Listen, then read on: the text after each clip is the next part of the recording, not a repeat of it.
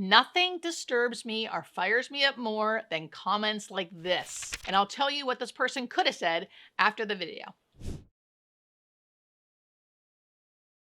Nothing disturbs me and gets me more fired up than seeing comments like this. This comment, I blacked out the name. I'm not going to tell you what or whose video it was under because I think that's disrespectful too, but I need to address the fact about how inappropriate this comment is.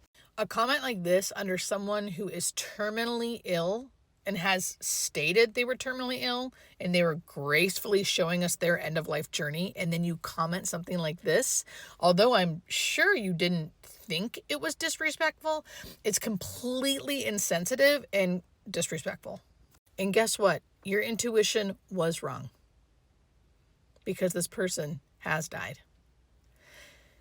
And that is the shit that makes me so upset. If you don't know who I am, I'm hospice nurse Julia, educated about death and dying online. And I'm trying to change the way we look at death and dying. And generally speaking, what I'm trying to do is show people that, no matter what we do, we are all going to die. So if we know that, how can we live better? And in living better, we die better. And comments like these, like, I just know. Girl, no, you don't.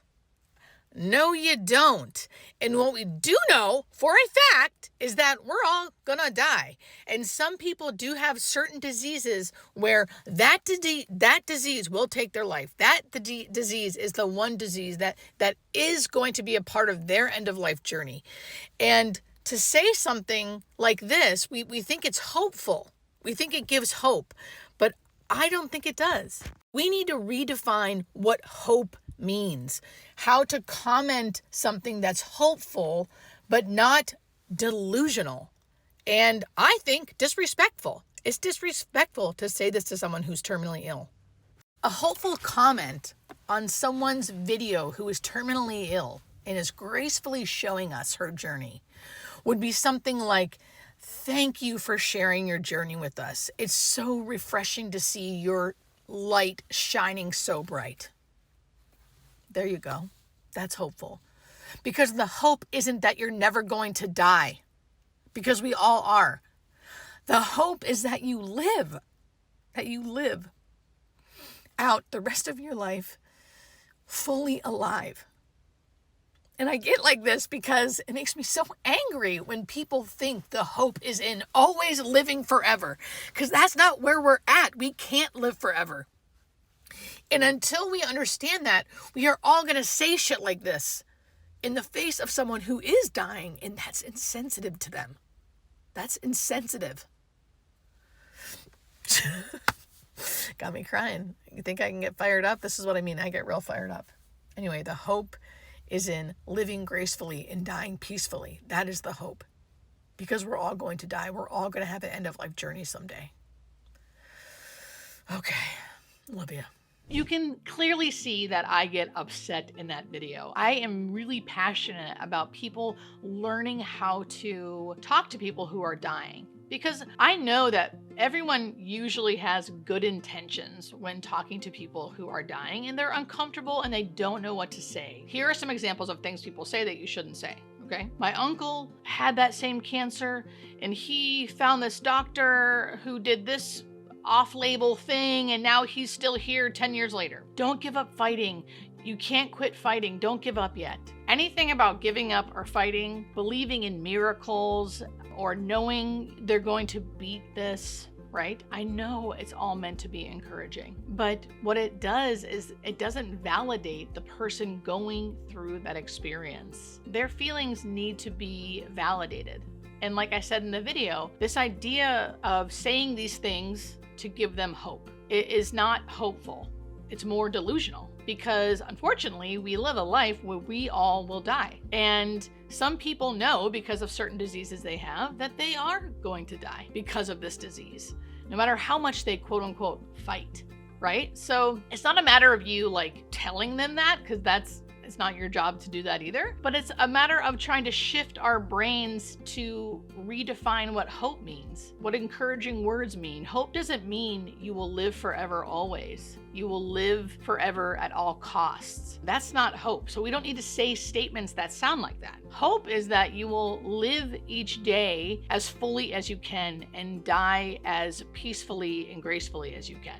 Because we're all going to die. We cannot help it. We can't help that no matter how much we fight, right? So a hopeful statement could be something like, I'm so grateful you're sharing your experience with me. Please let me help you any way I can. Or I'm here to listen whenever you need me. Perfect. People always want to know what can they say to their dying loved one or how can they support them.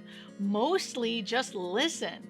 So never, ever, ever give advice. Unless they're straight up asking for advice, don't give advice. Just listen to what they're saying.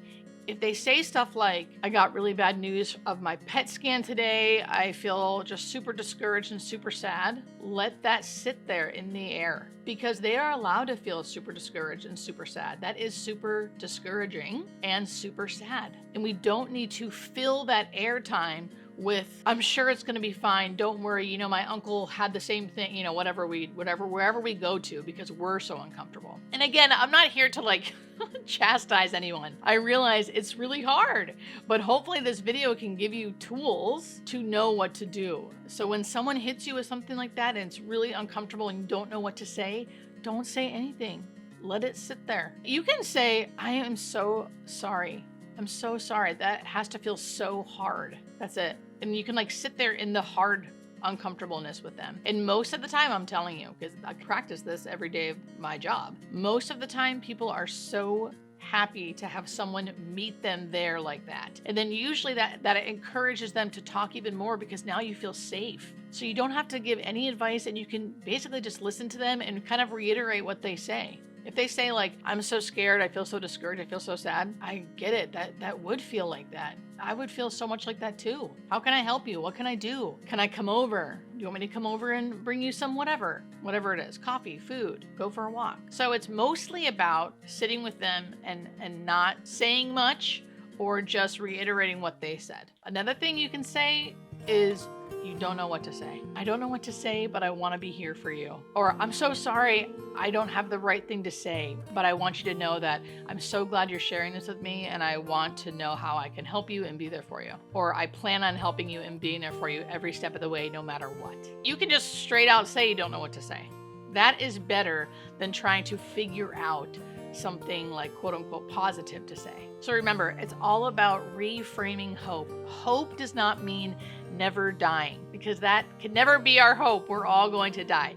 Hope is about living more fully so you can die more peacefully.